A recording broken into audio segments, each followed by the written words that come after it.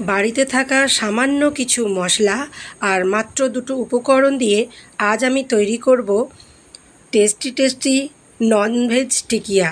তো আশা করছি আজকের এই রেসিপিটি আপনাদের কাছে খুব ভালো লাগবে।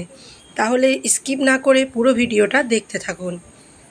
আওয়াজ শুনেই বুঝতে পাচ্ছেন বাইরেটা কতটা ক্রিস্পি হয়েছে আর ভিতরটা দেখুন পুরো মাংসের মতো। তো দেরি না করে চলুন চটপট শুরু করা যাক আজকের রেসিপি পর্ব।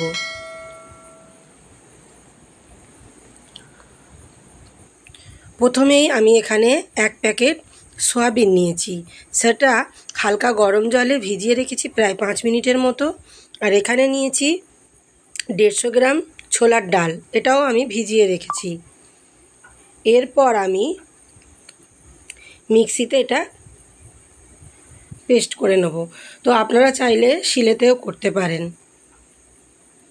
দেখুন এই রকম একটা পেস্ট তৈরি হয়েছে। এখানে ডালটাও আমি বেটে নিয়েছি, কিন্তু ডালটা কিন্তু একটু দানা দানা বাটতে হবে, খুব মিহি করা লাগবে না, যাতে মুখে দিলে একটু দানা দানা ভাবটা হয়, তাহলে খেতে আরও ভালো লাগবে। আর এখানে অবশ্যই করে এই যে মিক্সিতে দেওয়ার কারণে অল্প একটু জল দিতে হয়েছিল সয়াবিনটাতে, ওটাকে আমাদের জলটা ঝরিয়ে নিতে হবে। এরপর আমি দিয়ে দিচ্ছি 1 চামচ আদা রসুন বাটা, স্বাদ মতো লবণ দিতে হবে। এখানে আমার প্রায় 1.5 চামচ লবণ দিয়েছি। 1 চামচ লঙ্কার গুঁড়ো দিচ্ছি, ঝালটা আপনাদের প্রয়োজন অনুযায়ী দেবেন। 1 চামচ হলুদের গুঁড়ো,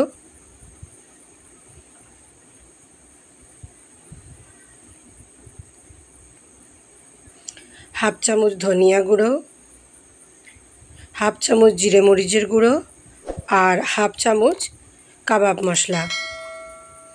এবার একটু মশলাগুলো আমি মাখিয়ে নিচ্ছি।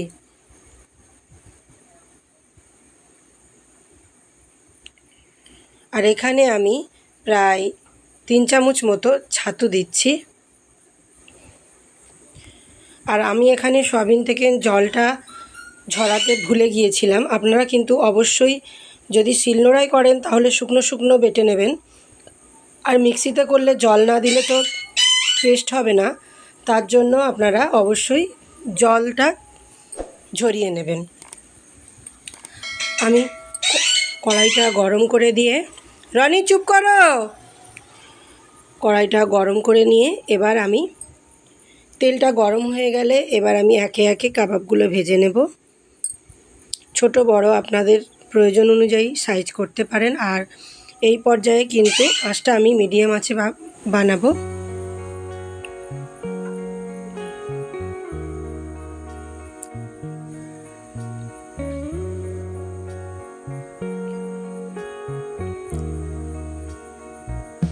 এই কাবাবগুলো উল্টে পাল্টে আমি তুলে নিয়েছি। আমার এখানে টিকিয়ার পেস্ট করাটা একটু নরম হয়ে গিয়েছিল, তাই আমি আবারও 3 চামচ ছাতু দিয়েছি, কারণ আমি যে সয়াবিনের জলটা ফেলতে ভুলে গিয়েছিলাম, তো তার জন্য আমার এখানে মোট 6 চামচ ছাতু লেগেছিল। তো আমি মিডিয়াম আছে এইভাবে ভেজে নিচ্ছি। এই আগের টিকিয়াগুলো ঠিক এই রকম দেখতে হয়েছে।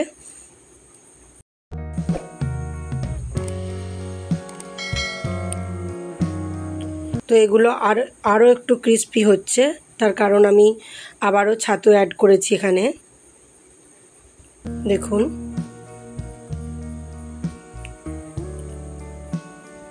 এগুলো লাস্টে দেওয়ার কারণে একটু নরম আছে, তাই আমি উল্টালাম না।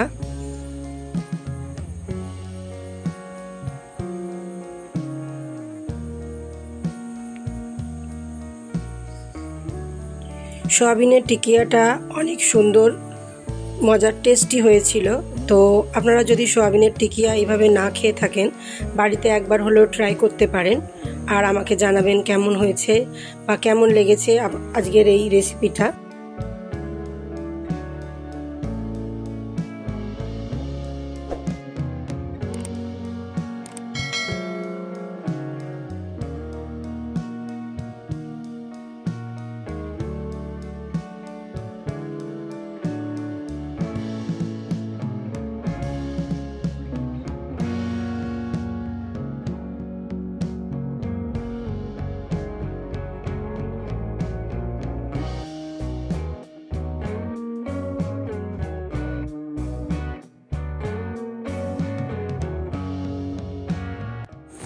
তৈরি হয়ে গেল আমাদের টেস্টি টেস্টি সোয়াবিনের টিকিয়া বা কাবাব।